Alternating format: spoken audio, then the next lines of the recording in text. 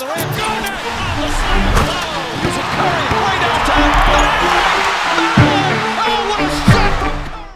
The Boston Celtics have a 105.3 defensive rating, that is second in the NBA, averaging 6.1 blocks per game, that is also second in the NBA. Through the course of the season, they've contested 3,500 shots, that is first, and their opponents are shooting 43% in matches against them, that is first. Oh yeah, and this is not for the 08 Celtics actually, this is the 2022 Celtics. The same ones that couldn't finish a game just a couple of months ago. The same ones that looked primed for another play-in appearance. Well, the same but different. In any case, their latest match was against two of the greatest shot creators in the NBA, quite possibly the two best. It was a great game. It was a great offensive game from Jason Tatum, however. I wanted to highlight the defensive activity of the Celtics team. The concepts that show how they're on a string, how they'll literally bait the offense into taking the shot that they want them to take, and demonstrate what's taken them from bottom feeders to quite possible contender in just this calendar year. Oh boy, Bruce Brown and Andre Drummond minutes together are nasty, but especially in a two-man game. Drummond's gonna ice on Al Horford, that is a no-no. Robert Williams is in the corner as usual guarding non-shooter, which is gonna initiate the cut,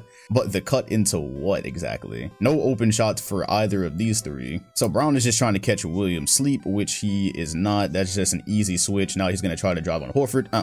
Yeah, this type of lineup just absolutely hands a defense like the Celtics stops, and I am sure you will never see Ben Simmons and Drummond playing together for this type of reason. Man, Bruce Brown minutes just make life tough. Marcus Smart, easy help, gonna hot potato it back to KD. Now it's a one-on-one situation, cookies. This one is Boston just making decisions as tough as humanly possible. Dragic is going to drive into the chest of Smart. That might have been a little bit of a flop, but Grant Williams is going to cover up for it. There is no open shot. Also, Derek White is going to come right off of Bruce Brown. So there's really no open shot. All there is a LaMarcus Aldridge calling for it. However, I believe that died once Dragic spun and thought he had an open layup here. And so he ends up doing exactly what Boston wanted him to do. Give it to Bruce Brown. It's a brick. A thing that they're doing right now is taking advantage of you any way they can. And in this lineup of Kyrie, KD, Seth, LaMarcus, and Nick, yes, Playboy Claxton is pretty much the weak link offensively. And you can see as such, Robert Williams is attached to LaMarcus Aldridge, and Marcus Smart is giving him ample space. So Grant Williams is going to do a beautiful job staying in front of Kyrie. You're going to see LaMarcus Aldridge go ahead and flare out to try to space the floor. Meanwhile, with Claxton in more or less the same spot, Marcus Smart and Robert Williams are just going to clog the paint. As Kyrie inevitably does find a lane to the rim, he sees Robert Williams waiting on him. He does recognize the space, it's coming to LaMarcus Aldridge here. However, the easy pass to Claxton is not so easy. Marcus Smart is denying that. There will be no layup. That is an extremely tough pass to have to make around the outstretched hand of Robert Williams, and as Marcus Smart is now done covering Claxton, he is going to run out, contest the jump shot,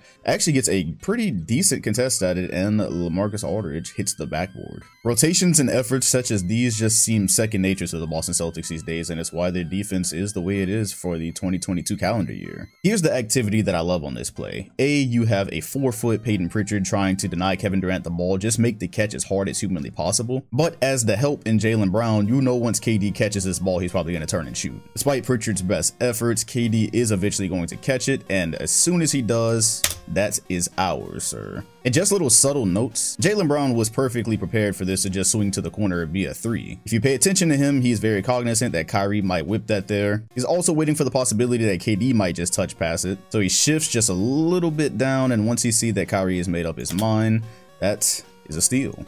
One last note, just a beautiful job by Peyton Pritchard forcing KD that way to make the steal easier for JB. It's like everyone's on a string defensively. I, for one, can't wait to see Brooklyn's playoff lineups because there's always one person in this game specifically where you just don't have to pay attention to one person on the floor. In this play, it's going to be James Johnson. You see there's a mismatch with Marcus Smart guarding LaMarcus Aldridge. However, Robert Williams just doing his regular assignment. He's floating. It's floating because it's a non-shooter. Derek White is splitting that difference. That way, when Goran Dragic starts his cut, he is able to take that away. The pass has gone to James Johnson. You're fine with that. By design, you give a certain team or certain players those shots. So there is going to be more Peyton Pritchard activity, but I want you to pay attention to Al Horford actually, because he is going to deny the ball to Kyrie the entire way. That is where Goran wanted to go, and Horford says no. That is a long arm of the law. That forces the Nets into this fake handoff. Pritchard denies it, and he steals it. And just for the record, record, it was a decent idea by the Nets, but it wasn't going to be an easy finish anyways. If he would have caught that, Jason Tatum would have been right there waiting for it. Maybe it had turned into an Andre Drummond layup, which Derek Wright would have probably just switched over and fouled him. KD has a one-on-one situation. I don't even have to name the defender because this should be 2 points. However, once again, Robert Williams helping off the corner. If you're going to drive right, you're driving into his help,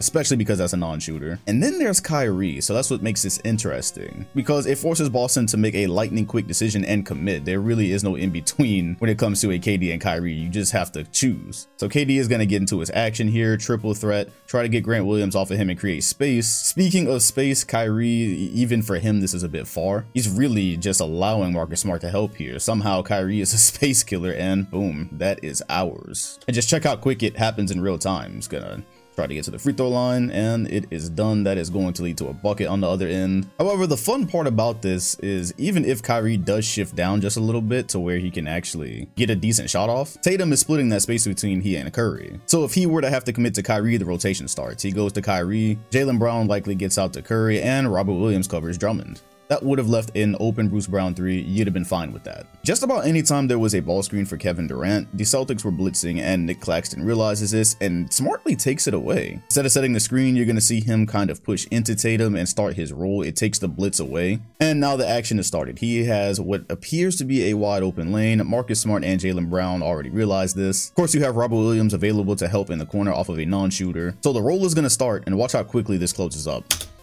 There it is, and boom. So before he's able to even get inside the key, Jaylen Brown is helped all the way over. This would appear to give Seth Curry an elite shooter an open 3, except if Claxton is going to leave his feet and whip a pass like that, Marcus Smart is already tracking it. You'd rather give Cam Thomas a moderate look than Seth Curry an open one. However, that's irrelevant because Jaylen Brown is helped so well, as well as Robert Williams coming over from the left side. Your man is fumbling. He drops the ball here. I think he was actually just trying to get further into the paint, yet look at the activity. Robert Williams, hand on the ball, Jaylen Brown ready to swipe down, Marcus Smart splitting the difference between Thomas and Curry. At this point, the best look you have is Bruce Brown in the corner, and even Tatum is ready to go close out on that if he has to. But as the play goes, Claxton has gotten pretty stubborn here. He is going to force a layup and a miss. And once again, the effort. He's lucky this didn't get sent to the front row. Kevin Durant is going to do what he wants to do 10 times out of 10. However, that does not mean you're just going to watch him walk into a 3 on Robert Williams. You see Grant Williams is already in help position. That leaves everybody accounted for except for Cam Thomas. Now, when he catches the ball, he's at the hash. You're probably more comfortable with an open hash 3 from Thomas than you are a contested 3 on Kevin Durant. However, they've fed him this lane. Marcus Smart is already pointing and calling that out. And because Cam Thomas has his mind made up on what he's going to do,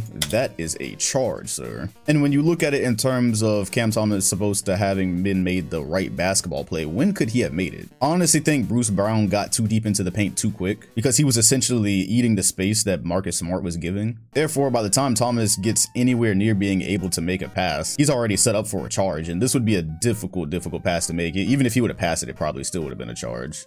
And so as this game ends, the Boston Celtics escape with a win. Kevin Durant still got his. He is Kevin Durant after all. However, Kyrie had a subpar night. And watching this game, I'm wondering what the playoff adjustment will be, not only for the Nets should they end up in a series with the Celtics, but other teams. What adjustments will they make that will make it a little bit more difficult for the Celtics to keep Robert Williams just hovering around, as he is assigned to non-shooters and corners? That's very disruptive for offenses. That's a big body that's helping. It's coming over from the weak side to block shots, and it's a big part of what they do. In any case, that's just one thing they would have to solve. As you saw in this video, they make multiple efforts. Each player knows what the other is doing. They are able to switch effortlessly. Those are concepts that's going to make it difficult for any team that's putting a non-shooter on the perimeter. Some teams don't really have a choice. So that's going to be fun. Let me know what you think about the 2022 Boston Celtics. Are they actually contenders? Could you see them making a run out of the East? Or are they destined to fizzle out in the second round? After you let me know that, hit the like button and sub, while also hitting the bell next to my name if you want notifications every time a new video drops. Appreciate you watching, and I'll see you on the next one.